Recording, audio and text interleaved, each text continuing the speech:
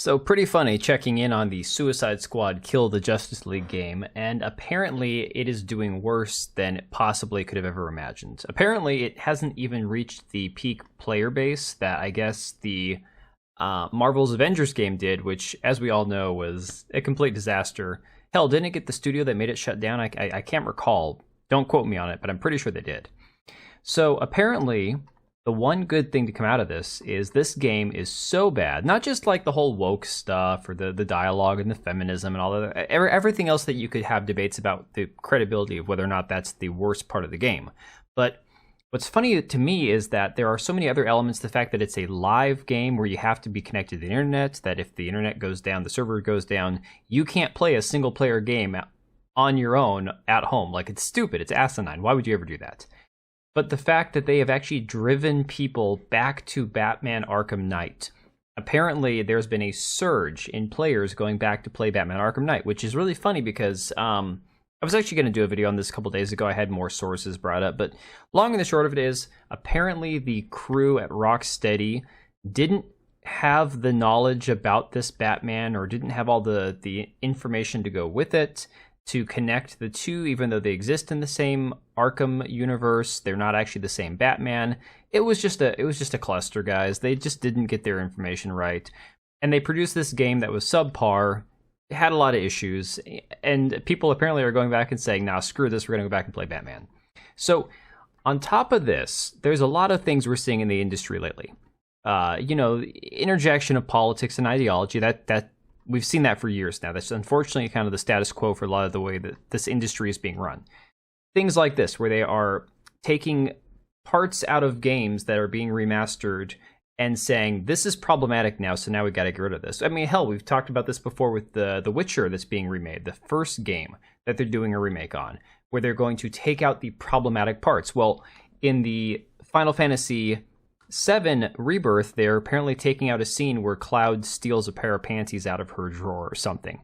Something absolutely not like, it's not shocking. It's like, hell, go online, you'll see far worse things in the course of 5 minutes of scrolling on Twitter or on the news. But yeah, this has to be censored for your modern audience. Meanwhile, I just saw this today. Foam Stars, a game kind of like Splatoon that just recently launched. I think it's free to play right now on PlayStation. Apparently, the foam that the people are shooting at each other is made from bodily fluids. I am not kidding you. This little girl, there's a scene here in the game where she's talking about how she used to hate her body for making foam. She thought she was a freak.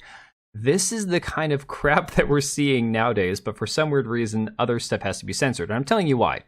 I was going to make a whole video on this, but we're just going to kind of shorten it, and I'm just going to tell you right now, this company here, Sweet Baby Inc., I've talked about them before. They're the reason for all this crap. Everything that they care about, as far as the narrative that they push in the games that they're associated with, is about the DEI, inclusion, diversity, equity.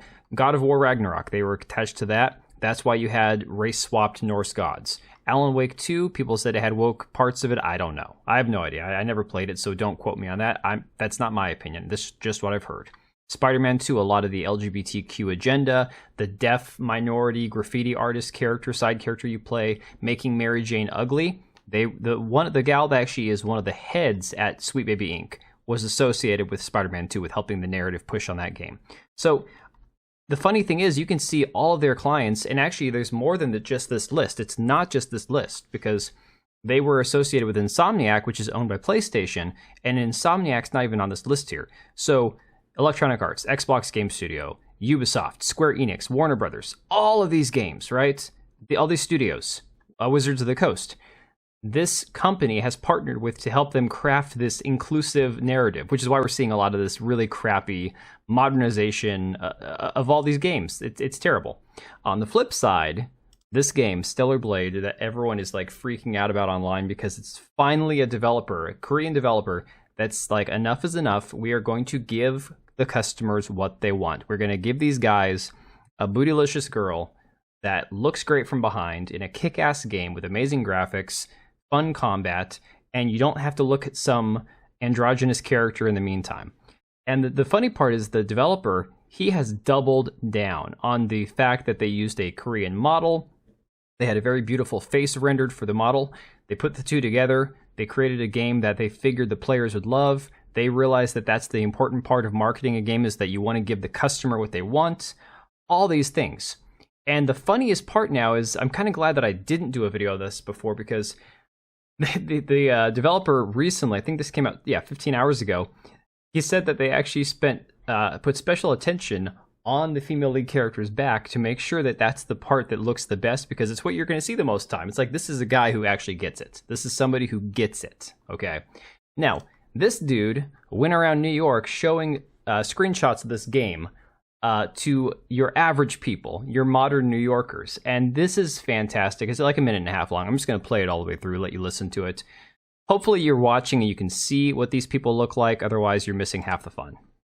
Stellar Blade! She looks 14. And with the side ponytail too? Girl, she needs a bow.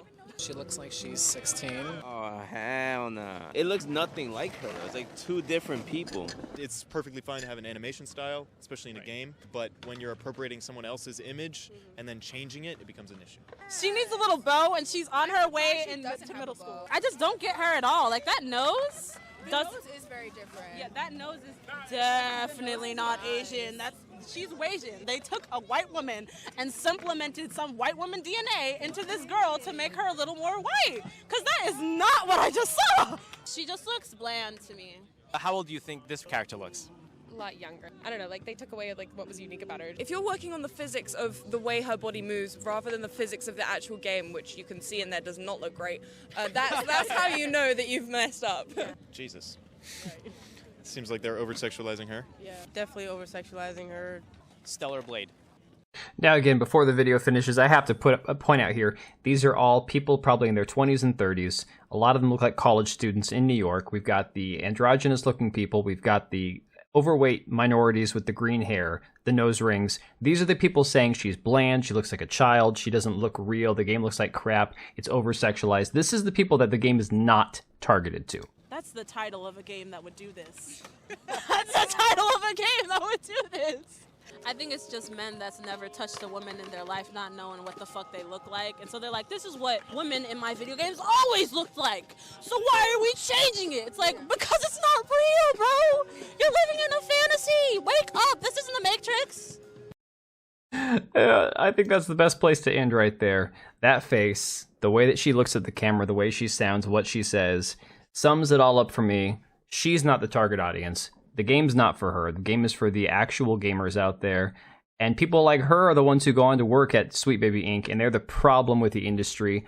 I think that sums it up. Let me know what you guys think down below, and I will see you on the next one. And if you made it this far, thank you for watching the video. We do have 2 channels, one for daily uploads, the other one for more of my live streams and hot takes. Links to both are down below, as well as the ability to join as a channel member for as little as $3 a month, and that'll greatly help us out. Much appreciated. We also have links to our Etsy accounts down below, as well as our website. We also have Locals and Subscribestar. If you didn't want to support us on YouTube, you can support us through those. Thanks again for being here, and we will see you on the next one.